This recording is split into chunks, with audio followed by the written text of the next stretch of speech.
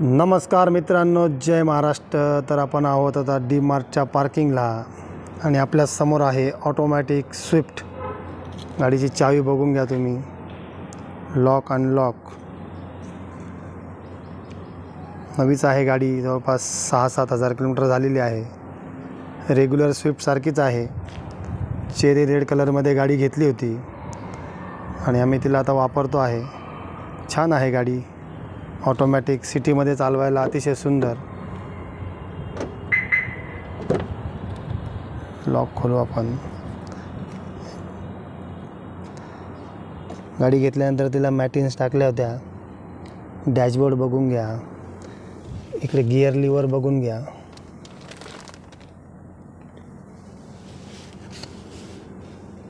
याच्या आधी गिअरवाली स्विफ्ट होती आपल्याकडे, ती पण आपण भरपूर वापरली.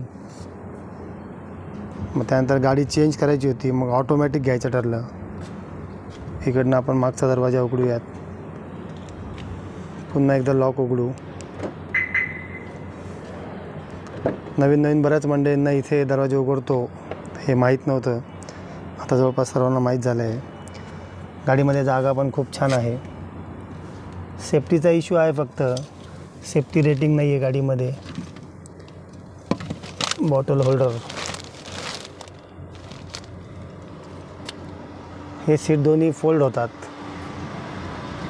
दरवाजामध्ये पण जागा आहे.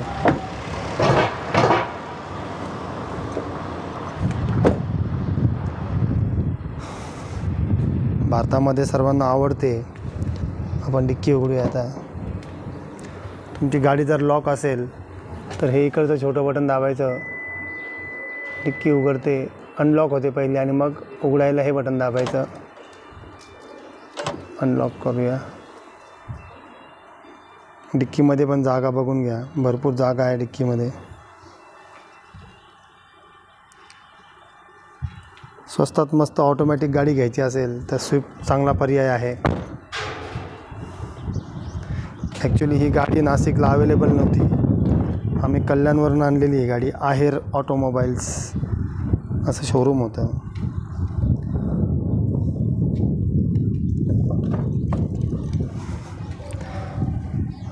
हे बघा, दरवाजामध्ये बॉटल होल्डर वगैरे आहे. ऑलॉय व्हील्स आहेत. 185 65 R15चे टायर्स आहेत गाडीला. लोकल आणि सिटी दोन्हीकडे वापरायला चांगली आहे गाडी. चाइल्ड सेफ्टी लॉक पण आहे. मध्ये बसून बघूया आता. पॉवर विंडोचे कंट्रोल्स दाखवतो, एक मिनटं. इकडे आहेत पॉवर विंडोचे कंट्रोल्स आणि ॲडजस्टेबल मिरर, त्याची ॲडजस्टमेंट. पुश बटन स्टार्ट गाडी आहे. Traction control. इकडे तुम्हाला फ्यूल कॅप उघडायसाठी बटन येतं. नवी आहे, काही अडचण नाही.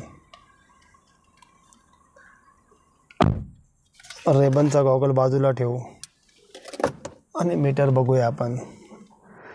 गाडी ऑटोमॅटिक आहे. गाडीला फक्त एक्सलेटर आहे आणि ब्रेक आहे.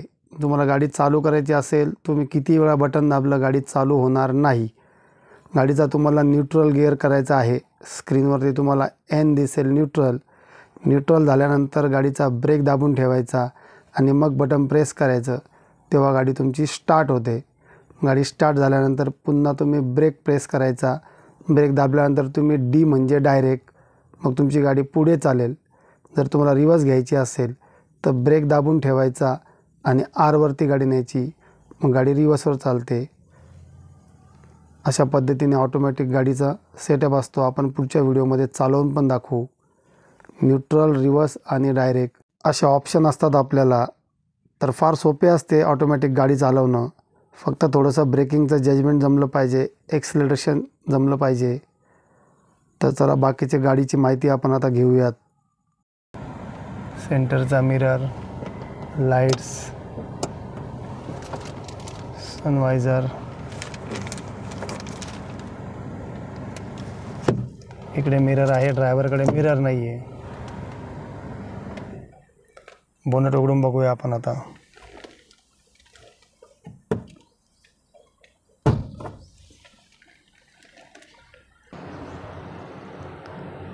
आपण आतमधून लिव्हर ओढलं होतं, इकडे बोट लावून घ्या. हे असं काहीसं इंजिन आहे गाडीचं.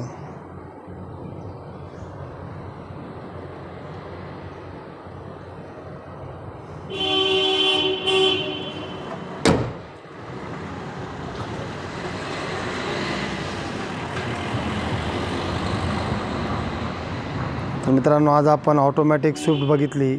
ZX आहे, top end model. Headlight, fog lamps, त्यानंतर तुमचे alloy wheels, adjustable mirror, AC, power steering, power window, pure petrol. तुम्हाला गाडीचा व्हिडिओ आवडला तर नक्की लाईक करा. चॅनलवरती नवीन असाल तर चॅनलला सबस्क्राईब करा. भेटूया लवकरच नवीन व्हिडिओमध्ये. तोपर्यंत जय हिंद, जय महाराष्ट्र.